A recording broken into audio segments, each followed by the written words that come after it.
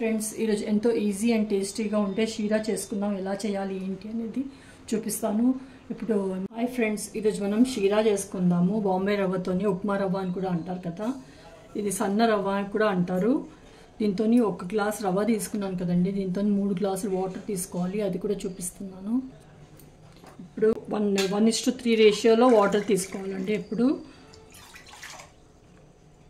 3 glasses water కూడా తీసుకొని measure చేసేసి పక్కన బాయిలింగ్కి పెట్టేసుకుందాం. ఇప్పుడు ఇది ఇంకా 70% నెయ్యి తీసుకున్నాను. రవ్వ వేసేసుకున్నానండి. స్టవ్ కూడా ఆన్ చేసేసాను. ఫ్లేమ్ మట్టుకు లోలో పెట్టి మనం ఎంత పేషెన్స్గా దీన్ని ఫ్రై చేస్తే అంత టేస్టీగా వస్తుంది.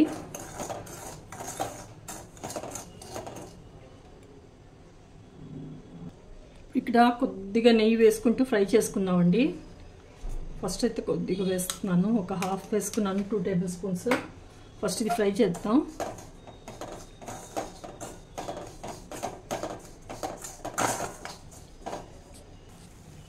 ఇది పచ్చివాసన మొత్తం పోయేంత వరకు ఫ్రై చేయాలండి.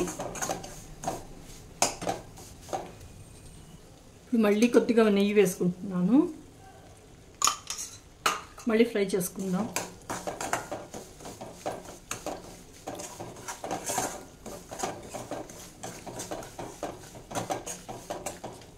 ఇక్కడ కాజు ఇంకా బాదాం అండి కట్ చేసి పెట్టుకున్నాను, ఇందులోనే వేసేస్తున్నాను. నేను సపరేట్గా ఏమీ ఫ్రై చేయట్లేదు, సారీ.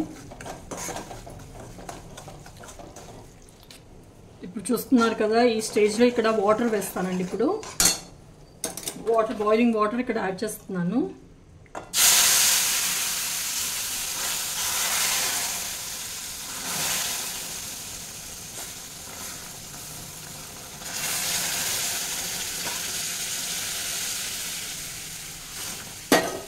ఇప్పుడు మిక్స్ చేద్దాం.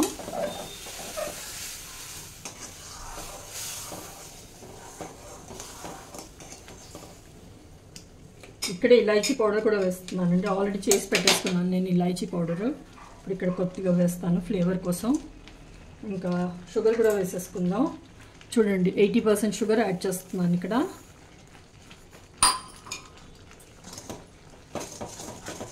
మిక్స్ చేద్దాం. షుగర్ వేసినందుకు కొద్దిగా వాటరీగా అనిపిస్తుంది, మళ్ళీ చిక్కబడుతుంది.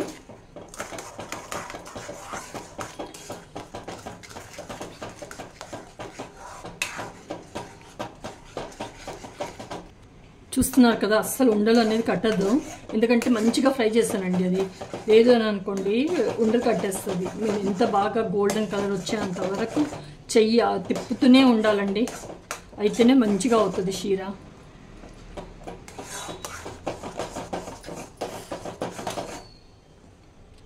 నేను తీసుకున్న నెయ్యిలో ఇంకా ఇంత మిగిలిందండి, కొద్దిగా పైన నుంచి వేస్తున్నాను.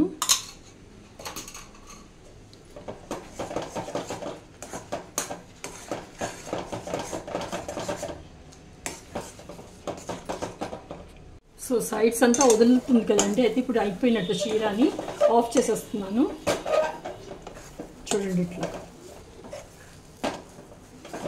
ఎక్కడ అంటుకోకుండా బయటికి వస్తుంది. షీరా రెడీ అయినట్టండి.